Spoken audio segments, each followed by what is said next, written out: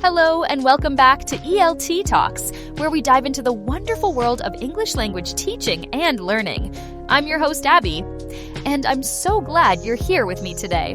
Whether you're tuning in from your morning commute, a cozy study corner, or a walk in the park, let's make the next 3 minutes fun and informative. Today, we're talking about something that adds color, humor, and sometimes a little confusion to the English language. Animal metaphors. English is full of them, and they're a great way to sound more natural and expressive. So, let's explore a few common ones together, shall we? All right, let's start with a classic, the elephant in the room. Have you heard this one before?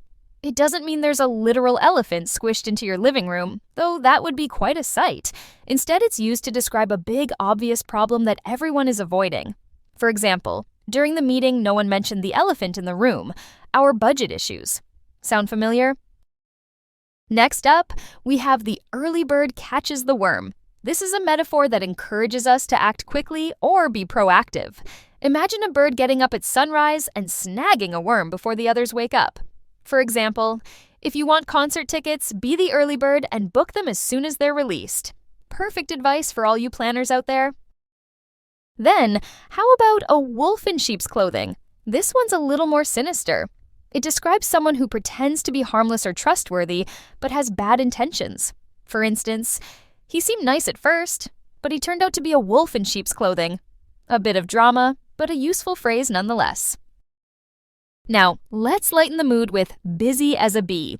We use this to describe someone who's working very hard or staying very active. Picture a bee buzzing around, gathering nectar and pollinating flowers. You might say, I've been as busy as a bee preparing for the holiday party. And speaking of bees, if you ever want to flatter someone, you can say they're the bee's knees. It means they're amazing or excellent. A bit quirky, but totally charming, don't you think? Finally, let's talk about letting the cat out of the bag.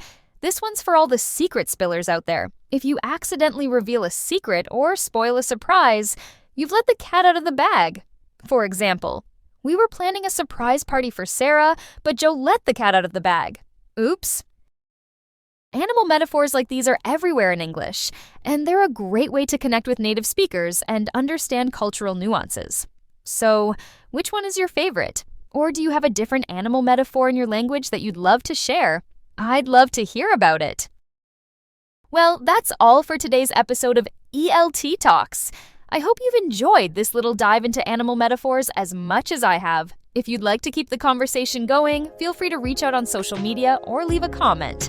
Don't forget to follow the podcast for more tips, tricks, and fun explorations of the English language. Until next time, keep learning, keep practicing, and keep talking the English talk. Bye for now.